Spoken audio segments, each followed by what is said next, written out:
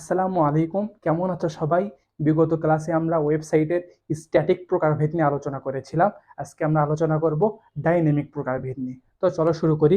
প্রথমে আমরা শিখব বইয়ের কোন সংজ্ঞা দেওয়া আছে সেই সংজ্ঞাটা, তারপরে আমরা বোঝানোর স্বার্থে একটা সহজভাবে সংজ্ঞা শিখব। তো চলো প্রথমে আমরা বইয়ের সংজ্ঞা শিখি। ডাইনামিক ওয়েবসাইট বলতে কাকে বোঝায়?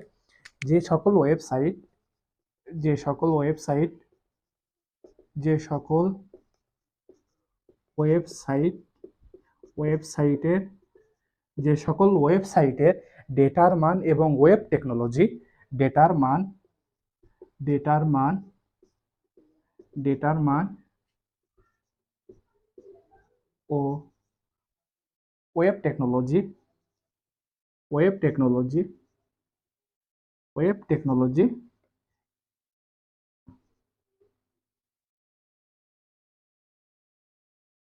ওয়েব টেকনোলজি লোডিং বা পেজ চালু করার সময় ওয়েব টেকনোলজি লোডিং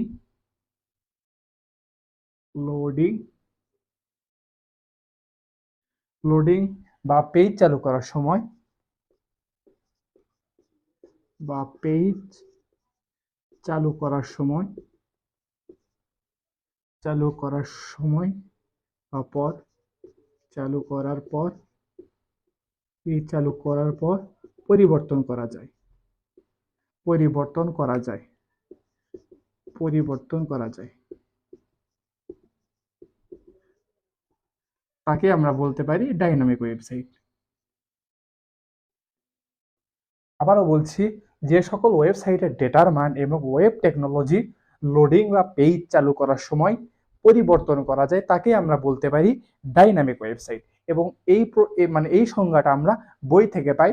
এটা হচ্ছে বইয়ের সংজ্ঞা। তো চলো এখন আমরা নিজের মতো করে বোঝার স্বার্থে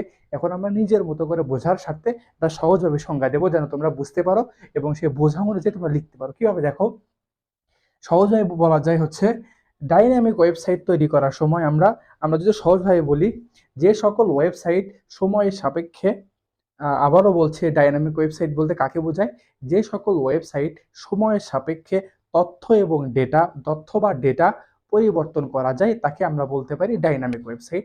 তো চলো সহজভাবে বলি আমরা। সহজভাবে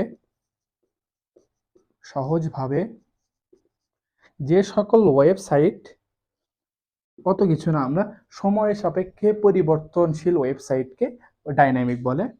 সময়ের সাপেক্ষে সময়ের সাপেক্ষে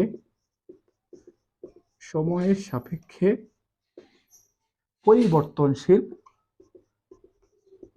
পরিবর্তনশীল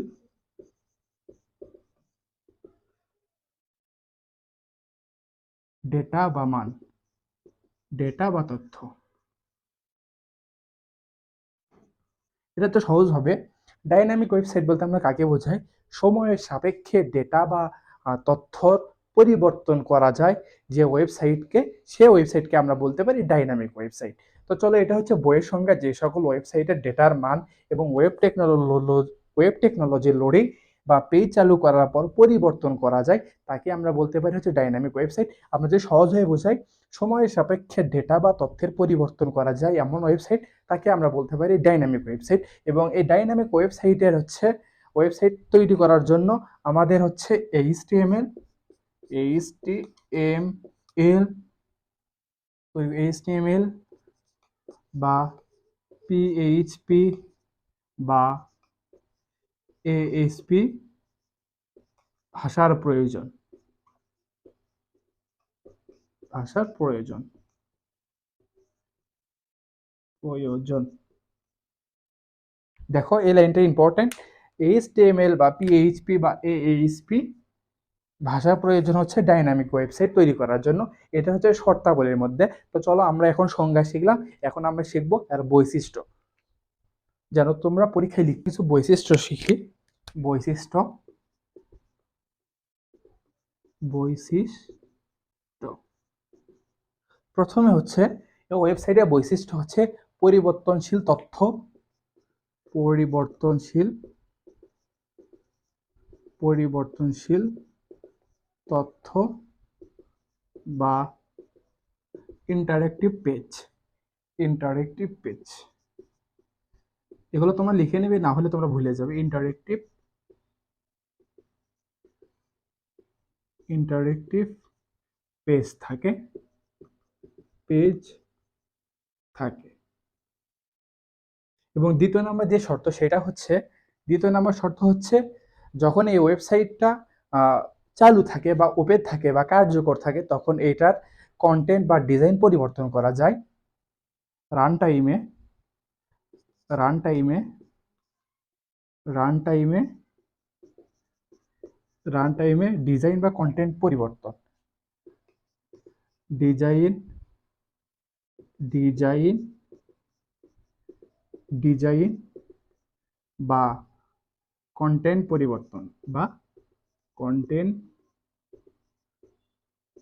কন্টেন্ট পরিবর্তন করা যায়। পরিবর্তন।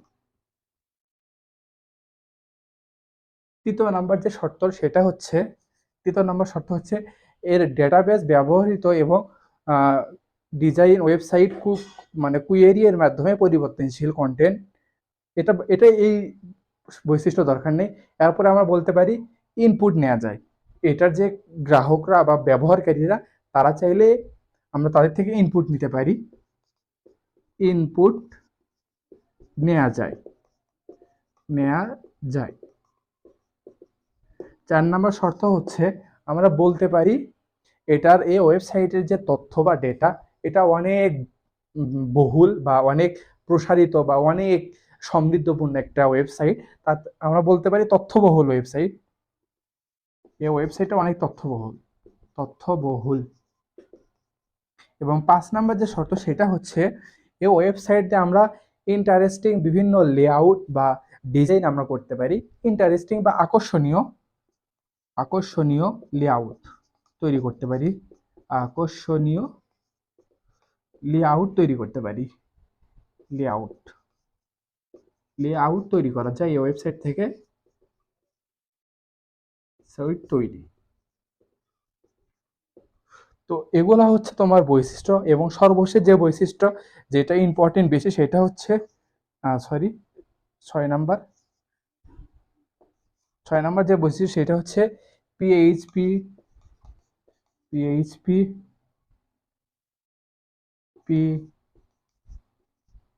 পিআরএল নেট জাভাস্ক্রিপ্ট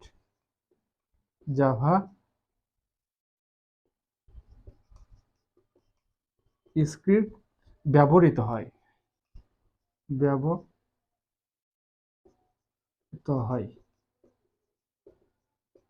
এই ওয়েবসাইট তৈরি করার জন্য পিএইচপি, পিআরএল, জাভাস্ক্রিপ্ট, নেট এগুলো প্রয়োজন হয় এই ওয়েবসাইট তৈরি করার জন্য। তো এগুলো হচ্ছে তোমার ডাইনামিক ওয়েবসাইটের বৈশিষ্ট্য, এবং তোমরা বলতে পারো এগুলো হচ্ছে সুবিধা এই ওয়েবসাইট থেকে আমরা পাই। এবং এর কিছু অসুবিধা আছে। তো চলো আমরা কিছু অসুবিধাও শিখে নিই। অসুবিধা তেমন একটা না, বা জাস্ট ছোট কিছু অসুবিধা।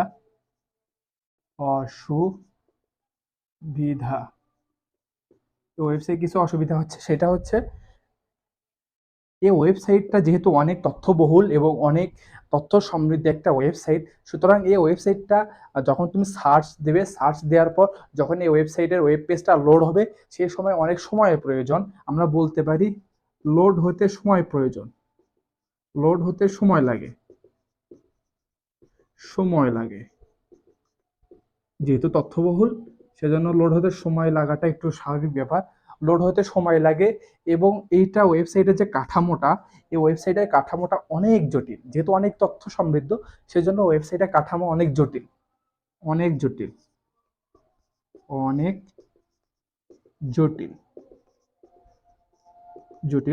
এবং সর্বশেষ যে অসুবিধা সেটা হচ্ছে এই ওয়েবসাইটটা যেহেতু অনেক বড়, অনেক সমৃদ্ধ, অনেক তথ্যবহুল, সেই ক্ষেত্রে ওয়েবসাইটটা যখন আমরা তৈরি করব সেই ওয়েবসাইটটা তৈরি করার জন্য আমাদের অনেক অর্থের প্রয়োজন। আমরা বলতে পারি এটা হচ্ছে অনেক বা খরচ